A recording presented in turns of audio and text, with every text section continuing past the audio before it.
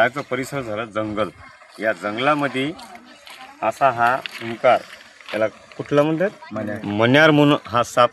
आज रोजी या शाळेमध्ये येण्याचं निमित्त काय झालं की सकाळी साप निघाल्यामुळे मी इथं आलो आणि मला तेव्हा दिसलं की इथं एवढं मोठं जंगल आहे. त्यामुळे मी ही बातमी प्रसारित करत आहोत. हा बघा, हा मण्यार साप या सर्प मित्रांनी पकडलेलं आहे.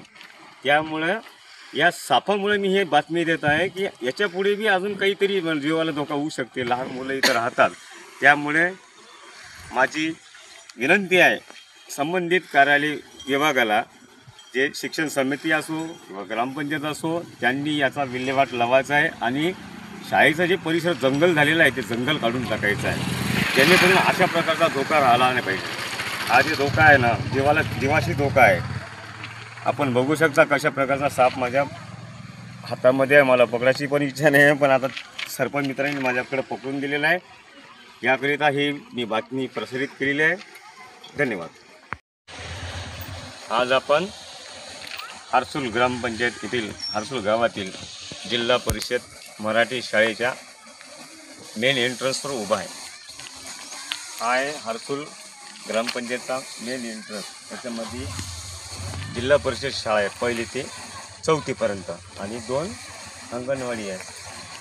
आणि या शाळेला, अंगणवाडीला बाहेरचा जे विभाग आहे हे जंगलाचं स्वरूप आलेलं आहे. आता बघू शकता, हे जंगल बघा आणि हे जंगल बघा आणि आतमधलंही बघा. आतमध्ये सुद्धा अशाच प्रकारचं जंगलाचं स्वरूप आलेलं आहे. या साईडला बघू शकता, या साईडला बघू शकता, इमारतीच्या आतमध्ये एक ग्रामपंचायतची एक पाणी पुरवठ्याची टाकी आहे, तिथेही बघू शकता तुम्ही. अशा प्रकारचं एक स्वरूप आलेलं आहे. आणि असंच याच शाळेला लागून मेन ST लाईन आहे. या तुम्ही माझ्यासोबत बघू शकता. हे बघा, यामध्ये मेन जे उद्देश आहे आपलं, ST लाईन आहे, इथं पाण्याचा टाका आहे.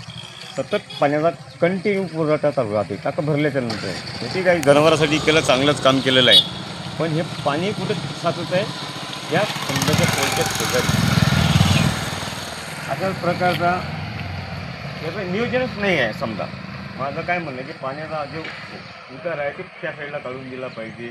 हे जंगल साफ झालं पाहिजे, हे जंगल साफ झालं पाहिजे, जेणेकरून लहान लहान मुलं येते. पहिली ते 4थीपर्यंतची मुलं आहे, लहानच मुलं आहे ना.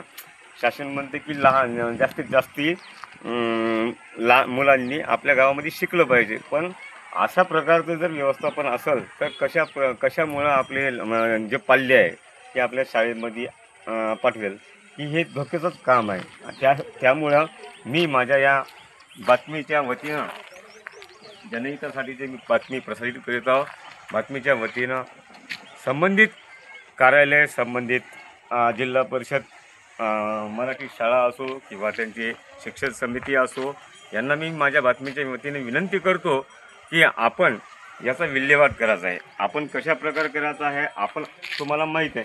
तुम्ही तुमच्या संबंधित तुमचा एक काम करा.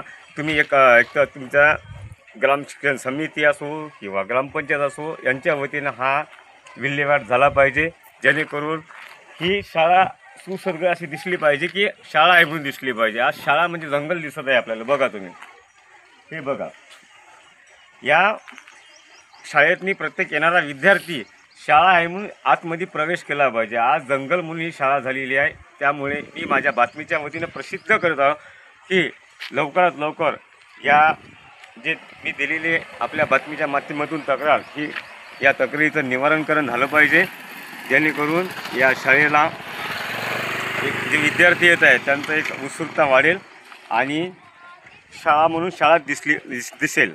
कॅमेरामॅन वैभव पवनेसह नितीन भास्कर. धन्यवाद.